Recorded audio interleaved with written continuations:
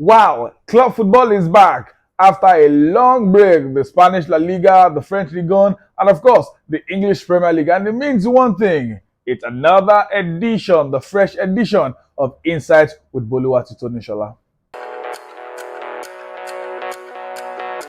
Well, for this weekend, our focus will be on the Spanish La Liga and the English Premier League. Let's start from Spain, where Real Madrid will be traveling to the Basque side to take on Athletic Bilbao at San Mamés. Well, Real Madrid will be without Thibaut Courtois. That's definitely going to be a huge blow. And Courtois is not done missing the first game. He's missing the second, third, fourth. In fact, the Belgian will likely miss the rest of the season. If Courtois will ever get a goal this season, it's probably going to be the last month. Why? Because he ruptured his ACL on his left leg. And when you hear ACL, you are talking about 6 to 9 months on the sideline. That's definitely a huge blow for the Blancos. But the question now is, should Perez go for David De Gea, who's a free agent, who's been the love of the club for a very long time, or decide to trust the young goalkeeper Andre Lunin?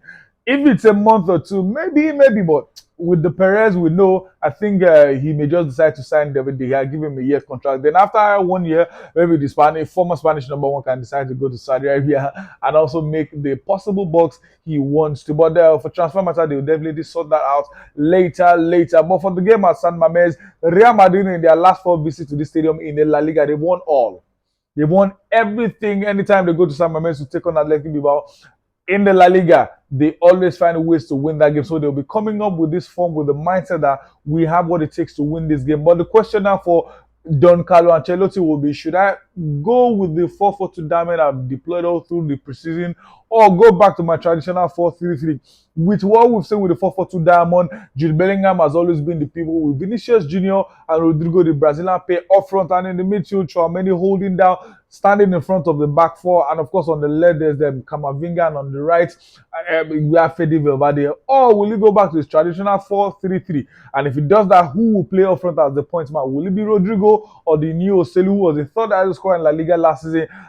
Fears of many Real Madrid fans for Ancelotti will be, is he going to keep to the young guys or still trust his men? Talking about Luka Modric and Toni Kroos. So too many questions to be asked. Too many questions, of course, to be answered. And for Athletic Club, of course,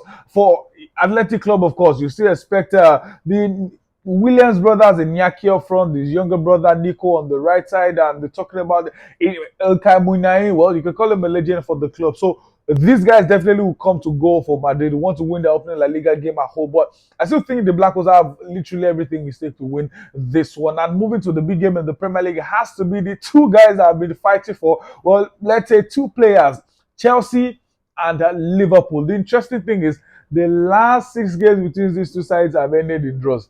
In fact, the last 4 has been goalless. Yeah, Liverpool won 2 of them via penalties, but to the game itself on the field of play, 4 goalless draws between these two sides. And changes between the two teams for Liverpool, of course, the midfield is definitely new team. We're talking about Soboslai, and the same thing with McAllister. Thiago, unfortunately, is injured. The question now will be, who will pair them in the midfield? Will it be Curtis Jones? Will it be Elliott? Who both of them have been brilliant for Liverpool. And up front, definitely Mo Salah has the right side.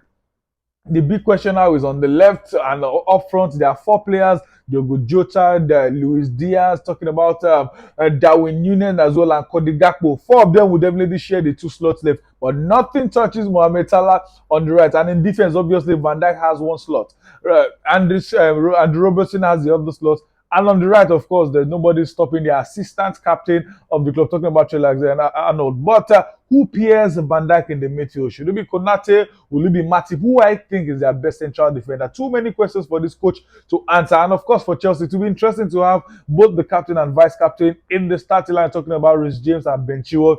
They suffered a whole lot of injury last season, and these 2 guys being fit enough for this season will probably spot them. But the midfield pair, where many Chelsea fans do not want to think about, has to be Conor Gallagher and, of course, Enzo Fernandez. That will likely be what we have. And going forward, unfortunately for them, just like we said about Real Madrid, Christopher Nkunku also suffered his ACL injury, who will likely miss the majority of the season as well. This is not what we want to think about many players, but you would like to see Raheem Sterling and Nicholas Jackson, who's done well for them in preseason. They are even calling him the new Didier Drogba up front. So based on what we've seen this season, remember Liverpool, Chelsea also have a new manager and Pochettino, who's been to London, who did well to an extent with Spurs in the Premier League. Now he will want to start well. We want to have a very good start, and the fact that it's at the bridge. But Liverpool as well, both of them had a poor last season. But at least Liverpool woke up towards the end of the season, went on a brilliant run. In fact, since after they lost to Man City on April Fool's Day, they went on an unbeaten run. Many of them were wins. So Liverpool ended the season well, and for the preseason, they've also had a good preseason. Chelsea, yeah, somewhat good one,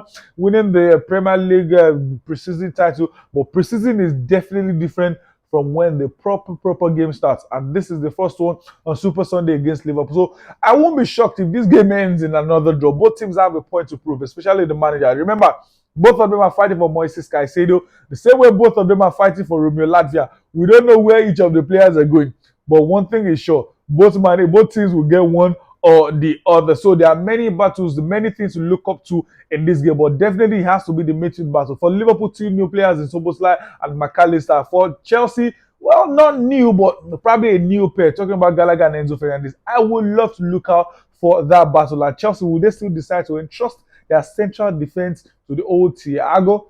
Many injury problems in the Chelsea team, not just himself. Fofana is also injured.